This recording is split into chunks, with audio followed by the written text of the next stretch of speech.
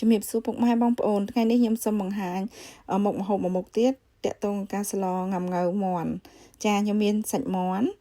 ចាហើយនឹងមើមខ្ទឹមបន្ទាប់មកមានងំងៅខ្ញុំដាក់ងំងៅចំនួន3គ្រាប់ជាមួយនឹងទឹកងំងៅយើងយកងំងៅដែលរាងប្រៃបន្តិចប៉ុន្តែមិនប្រៃខ្លាំងទេចាបន្ទាប់មកខ្ញុំដាក់ខ្ទះ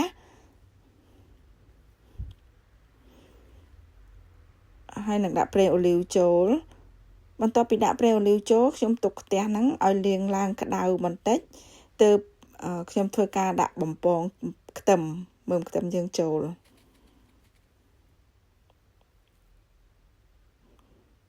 ចាបន្ទាប់ពីខ្ទះយើងក្តៅហើយខ្ញុំដាក់ខ្ទឹមចូលរួចខ្ញុំឆ្លៀតមកហាន់ងំងៅយើងដើម្បីឆ្កឹះគ្រាប់ចេញបន្ទាប់ពីងំងៅឆ្កឹះគ្រាប់រួចអស់ហើយ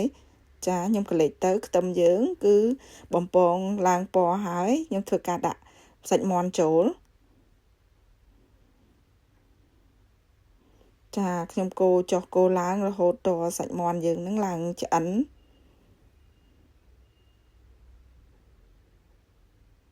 បន្ទាប់មកខ្ញុំដាក់អំបិលបន្តិចខ្ញុំដាក់ស្ករបន្តិចខ្ញុំអត់ប្រើអំបិលច្រើនទេដោយសារទឹកអំងៅយើងវារៀងប្រៃហើយខ្ញុំប្រើប៊ីចេងបន្តិច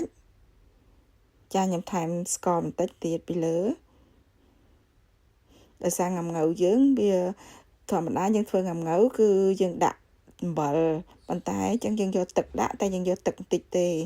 រួចខ្ញុំដាក់ទឹកត្រីតែបន្តិចទេដើម្បីយកជាតិព្រោះអីងំងៅយើងឆាហើយយើងយកទៅដាក់នៅក្នុងទឹកដើម្បីធ្វើជាទឹកសម្លងំងៅហុត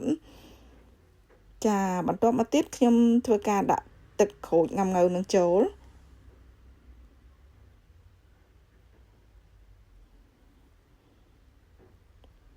រួចខ្ញុំធ្វើការកូររហូតដល់ងំងៅយើងនឹងឆ្អិនបានខ្ញុំដាក់ចាខ្ញុំចាប់ផ្ដើមដាក់ម្រេចបន្តិចចាហើយខ្ញុំទុកមួយផ្លែតដើម្បីកលេចមកដាំទឹកវិញចាយើងដាំទឹកយើងពុះហើយយើងចាប់ផ្ដើមដួសងំងៅដែលយើងកូរឆ្អិនហ្នឹងហើយយើងដាក់ចូល